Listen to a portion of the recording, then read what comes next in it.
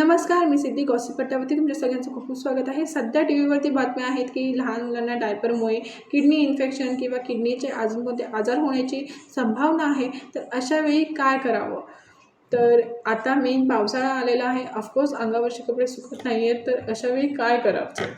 तर डायपरचे जे काही साईड इफेक्ट आहेत ते आपल्या सगळ्यांना माहिती आहेत. जसं की ने डायपर रॅशेस होतात, स्किन एलर्जी होते, स्किन रॅशेस होतात.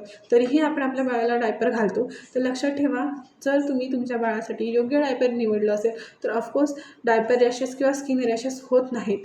तर डायपरची योग्य निवड कशी करावी ह्यावरती वेगळा व्हिडिओ आपल्या चॅनलवरती अपलोडेड आहे. तुम्ही जाऊन चेक करू शकता किंवा मग डिस्क्रिप्शनमध्ये लिंक दिलेली आहे. तर आता डायपर घालावं की नाही घालावं? ऑफकोर्स तुम्ही तुमच्या बाळाला डायपर घालू शकता, पण रात्रीच्या टायमाला डायपर घाला. प्रत्येक डायपरवरती एक टाईम दिलेला असतो, जसं की 8 तास 12 तास.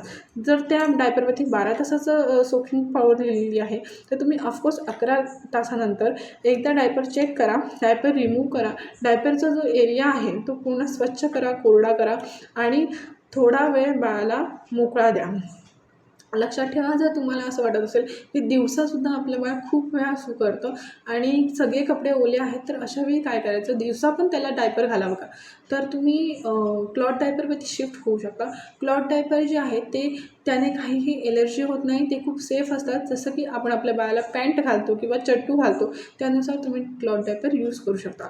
ते 2 ते 3 तास होल्ड करतं, चांगलं सोक करतं, त्याने काहीही एलर्जी होत नाही.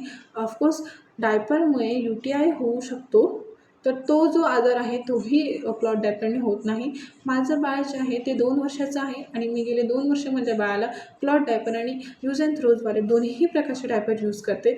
पण त्याला क्लॉथ डायपर जे आहे ते डेली यूज करते आणि पावसाळ्यामध्ये आणि थंडीमध्ये फक्त त्याला यूज अँड थ्रोजवाले डायपर एक टाईम यूज करते, कारण की थंडीमध्ये त्याला स्वेटर घालायचा असतो, त्यामुळे पूर्ण पॅक करायचं असतं. त्यामुळे मी त्याला यूज अँड थ्रोजवाले डायपर घालते. यूज अँड थ्रोजवाले डायपर घालत असताना काय काळजी घेऊ शकतो? सर्वात महत्त्वाची गोष्ट म्हणजे डायपर एरिया जो आहे तो स्वच्छ करावा, कोरडा करावा आणि मग डायपर घालावी.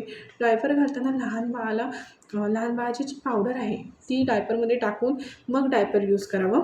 डायपर काढल्याच्या नंतर लहान बाळाला 10 ते 15 मिनटाचा मोकळा वेळ द्यावा.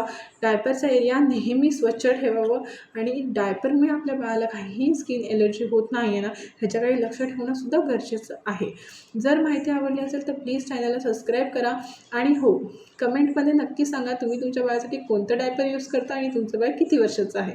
Thank you so much.